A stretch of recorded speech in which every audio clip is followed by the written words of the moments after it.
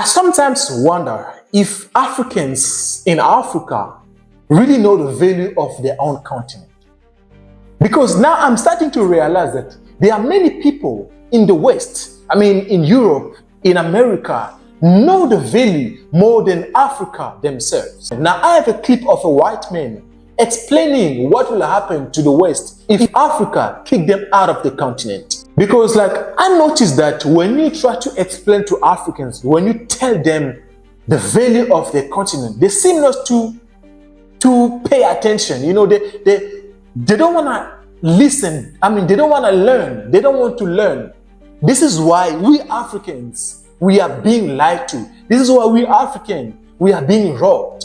Now I'll play this video here of this white man explaining what will happen to the West if Africa kick them out of the continent. Listen, if they know the value of Africa and we don't know, we are in big danger. So I have to play this clip here so that you guys can understand. Please, I'm begging you, you have to share this video. It's extremely urgent. It's important. If you want Africa to rise again, make sure you share this video because you will be playing a big role. Thank you so much. Let's quickly watch this video and we're going to come back after that. So what would happen if Africa kicked the West out of their continent overnight? What would happen to the rest of the world, especially the global north? Well, here is the scenario.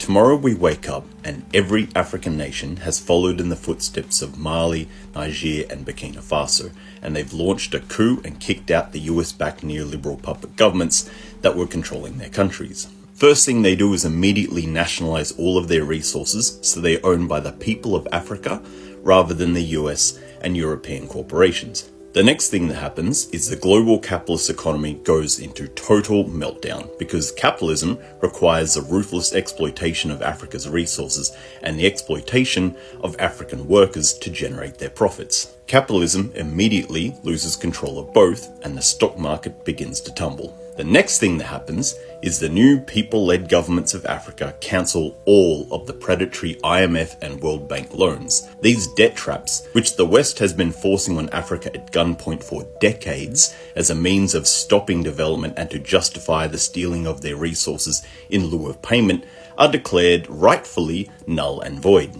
Consequently, the Western banking system and the Western pension funds begin to crash into liquidation as the exploitation of African workers for Western profits collapses. With all of Africa's wealth now staying in Africa, the looted resources and worker exploitation that was holding up the euro collapses the entire currency.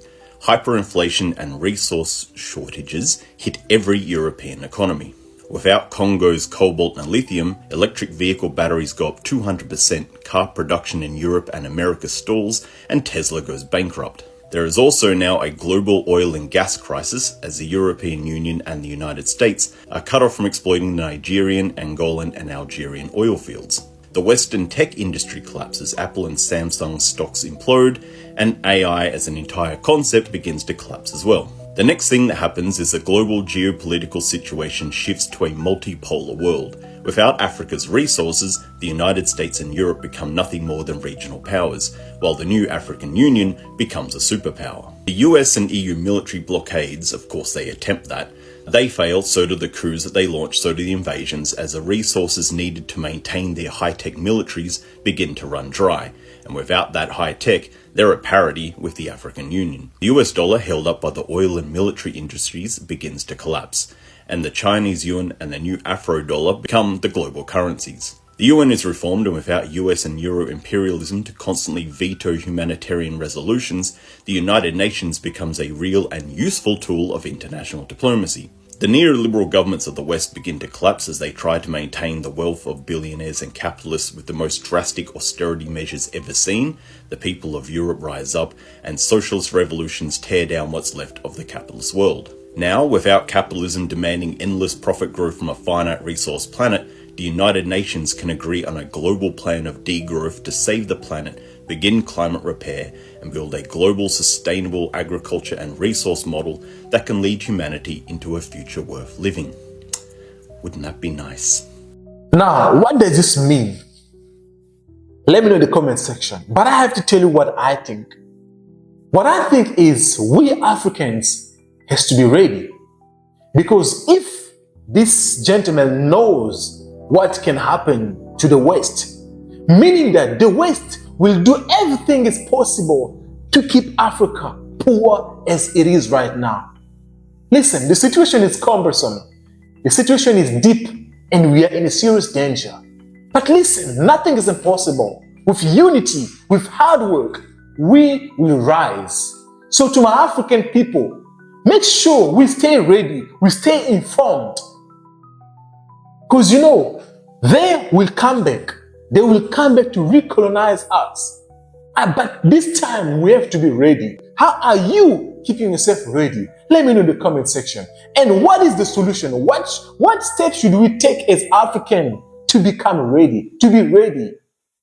Because listen, the war is just starting. Now, my name is Kessa, and like I always say, here I tell you the truth. I tell you what happened in the past, what's happening, and what might happen in the future. Consider subscribing if you want to stay updated. Thank you so much. I'll see you in the next video.